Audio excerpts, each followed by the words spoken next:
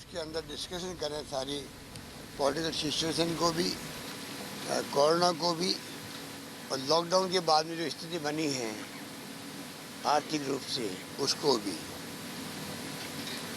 हमें उम्मीद थी कि रात को ही वो आदेश जारी कर देंगे असेंबली बुलाने के। रात भर इंतजार किया पर अभी तक इनको भी, कोरोना को भी, और लॉकडाउन के बाद में जो स्थिति बनी है आर्थिक रूप से उसको भी। हमें उम्मीद थी कि रात को ही वो आदेश जारी कर देंगे असेंबली बुलाने के। रात भर इंतजार किया पर अभी तक कोई जवाब नहीं आया उनका। ये हमारे समझ के परे है। सिंपल प्रोसेस जो अपनाया जाता है और गवर्नर साहब को आदेश देना ही पड़ता है, उसको रोकने कोई कारण नहीं है। हमारा मानना है कि ऊपर से दबाव के कारण से मजबूरी में वो अभी असेंबली बुलाने के लिए निर्देश नहीं दे रहे हैं। इस बात का हमें बहुत दुख है। जब हम फ्लोर पे जाना चाहते हैं, एक तरफ तो मांग की जा रही थी विपक्षी पार्टियों द्वारा भी, जुडिशरी के अंदर भी चर्चा हो रही थी, भाई आप असेंबली फ्लोर क्यों नहीं टच कराते हो, असेंबली में क्यों नहीं आते हैं, असेंबली बुलाते क्यों नहीं हैं।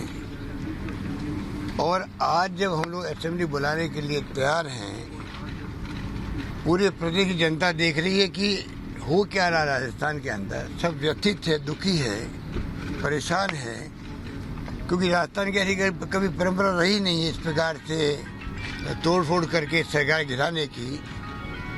जैसा मैंने पहले भी आपको कहा, 2 मौके आए थे भैरव शेखावत के वक्त में, जब उनके साथी सरकार गिरा रहे थे, तब मैं खुद गया तत्कालीन प्रधानमंत्री पीवी नरसिम्हा राव जी के पास में। बलिराम भगत साहब जो राज्यपाल महोदय थे, उनको मैंने कहा कि ये परंपरा राजस्थान में है नहीं, हम साथ नहीं देंगे। उस पर मैं प्रदेश कांग्रेस का अध्यक्ष भी था। ये तमाम बातें आपके डोमेन के अंदर है। दुख इस बात का है कि आज जो फैसला नहीं किया कल रात तक, अभी गवर्नर साहब से टेलीफोन से बातचीत भी हुई, मैंने फिर रिक्वेस्ट किया है, कृपा करके आपका संवैधानिक पद है जिसका अपना एक बहुत बड़ी गरिमा होती है, उसके आधार पर आप अविलंब फैसला करें, वरना सब हमारे विधायक गण आकर के आपने रिक्वेस्ट करें, एक साथ सामूहिक रिक्वेस्ट करेंगे हम लोग कि कृपा करके आप इमीडिएटली अपना फैसला दें और असेंबली हम लोग मंडे शुरू करना चाहते हैं। वहाँ दूध का दूध, पानी का पानी हो जाएगा। पूरा देश देखेगा, प्रदेश देखेगा, फ्लोर में डिस्कशन होंगे, पब्लिक और मीडिया के डोमेन में आएगा। तो ये समझ के परे किस प्रकार की, ये किस प्रकार की दबाव, किस प्रकार का दबाव उनके ऊपर पड़ रहा है, वो चाहते हुए भी या नहीं चाहते हुए भी, वो तो वो जाने। पर किन कारण से ये रोका गया, हमारे समझ के परे है। और हमारे पास संपूर्ण बहुमत है। जब मैं बार बार कह रहा हूँ हमारे पास स्पष्ट बहुमत है, हमें कोई दिक्कत नहीं है, चिंता हमें होनी चाहिए, सरकार हम चला रहे हैं, उसके बावजूद भी परेशान वो हो रहे हैं। हमारे कुछ साथी जो जिनको बंधक बना रखा है हरियाणा के अंदर, वो पूरे बीजेपी के देख रेख में ही बंधक बनाए हुए हैं। सबको मालूम है, इतने दिन हो गए। वो साथी भी हो सकता है कि वहां छूटना चाहते हों, वो हमारे अपने साथी हैं। हो सकता है कि उनको जो बाउंसर लगा रखी है वहां पर, पुलिस लगा रखी है, टेलीफोन सीज कर लिए उन सबके, परेशान है, कोई बीमार भी है वहां पर, उनकी आंखों में आंसू भी आ रहे हैं। टेलीफोन करें हम लोगों को, छुड़ाओ हमें यहाँ से, ये स्थिति बन गई है। उसकी परवाह केंद्र सरकार को नहीं है क्या? हरियाणा में सरकार किसकी है? बीजेपी की सरकार है। ये पूरा खेल जो है ये भारतीय जनता पार्टी उनके नेताओं के षड्यंत्र है, जैसे उन्होंने कर्नाटक में किए थे, जैसे उन्होंने मध्य प्रदेश में किए थे और राज्यों में किए, आप सबको मालूम है। राजस्थान में ही करना चाहते हैं। राजस्थान में पूरी प्रदेश की जनता हमारे साथ है, विधायकगण हमारे साथ है और कोई आश्चर्य की बात नहीं।